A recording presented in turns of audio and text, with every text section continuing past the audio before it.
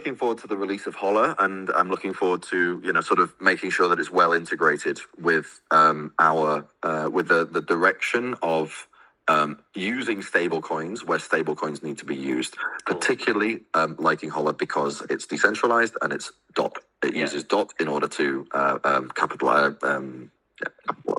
become the collateral capital. So this I think is great. I am not. I think we should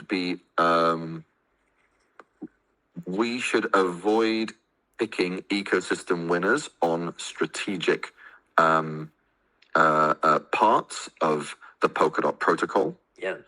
And therefore, while I want to see HOLLAR well integrated and tap into its liquidity and supported to the extent that we decide it's sensible to be supporting ecosystem projects, I think for something of this magnitude, Polkadot would be remiss not to have its own native stable that it can point at as a de facto protocol element that puts the DOT token and its stakeholders first. Yeah, it makes perfect sense. This you think it's just going to be backed by DOT in the end? This native coin? So I think there is a need for a fully over collateralized in DOT stable. Yeah. And one that doesn't while I want to use any ecosystem, I want to facilitate the use of any ecosystem stable that uses DOT that is algorithmic and decentralized. Mm-hmm. I do think that there needs to be a baseline one that is Polkadot governance controlled. This is because it's too much of a strategic risk otherwise, basically. I would prefer to use something like HOLLAR over USDC, USDT by a massive margin, right? So to the extent that the pure DOT stable doesn't exist, HOLLAR is what I would want to be pushing towards usage.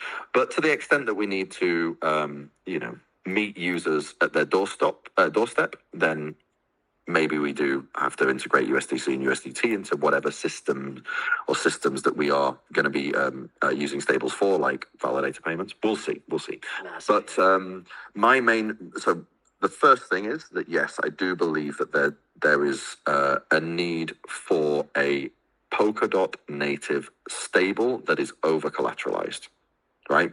Something that we can say, if you're holding this thing, you have a pretty strong guarantee that it's gonna hold its peg, like DAI level sort of guarantee, right? Beyond that, I think there is an opportunity for a more experimental and aggressive DOT native stable-ish coin. So not one that is fully collateralized all the time, but one that is one that can fulfill a purpose where there is a higher acceptance of risk to the price not being exactly some particular peg, right? So this is why I call it stable-ish. It's something where we lower that conceptual, that psychological requirement a bit. Not enough that we hope that not enough such that our hopes on it being useful to people that want a stable token are dashed, but also not enough that we constrain ourselves and straitjacket ourselves into having to, over collateralize and therefore have huge capital costs. I see it. It's just softening the volatility, basically. DOT hyper volatile, and somewhere in between DOT and a stable token. Yeah. And this you'll understand. This is something that is it's a difficult problem to solve. It's a very, very difficult problem to solve. And we've seen what happens when people don't solve it right. So it's something that we're dedicating a lot of that I'm putting in a lot of brain power, and that some clever people around me are also putting in a lot of brain power. And I hope that by the end of it, we're going to have something that isn't going to put other algorithmic stables out of business, Yep. right? It's because it's gonna be for a slightly different use case, but is still something that is going to be very valuable to the world.